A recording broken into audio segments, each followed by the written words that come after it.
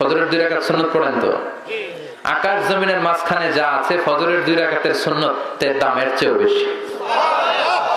বিশ্বনবী ফজরের 2 রাকাত সুন্নতে সূরা ইখলাস পড়তেন, মাগরিবের 2 রাকাত সুন্নতে পড়তেন, আবার 7টা তাওয়াফ করার পরে 2 রাকাত সুন্নত নামাজ আছে না নাই? হজ উমরা কারা কারা করছেন দেখি হাত তোলেন।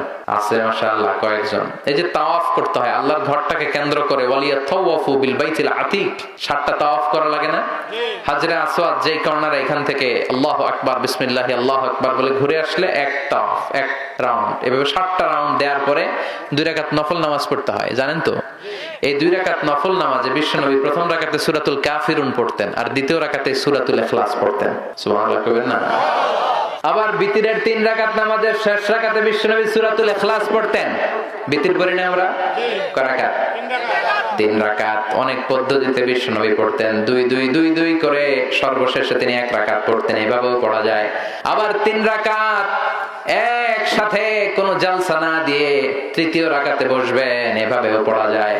আবার আমরা যেভাবে পড়ি এভাবেও পড়া যায়, তবে ওইগুলার দলিল শক্তিশালী। আমাদেরটার আম দলিল আছে, খাস দলিল নাই। কিন্তু প্রথম 2টা যে পদ্ধতি বললাম এগুলোর খাস দলিল আছে। তবে যে কোনো পদ্ধতিতেই পড়েন, কবুল করবে কে? আল্লাহ।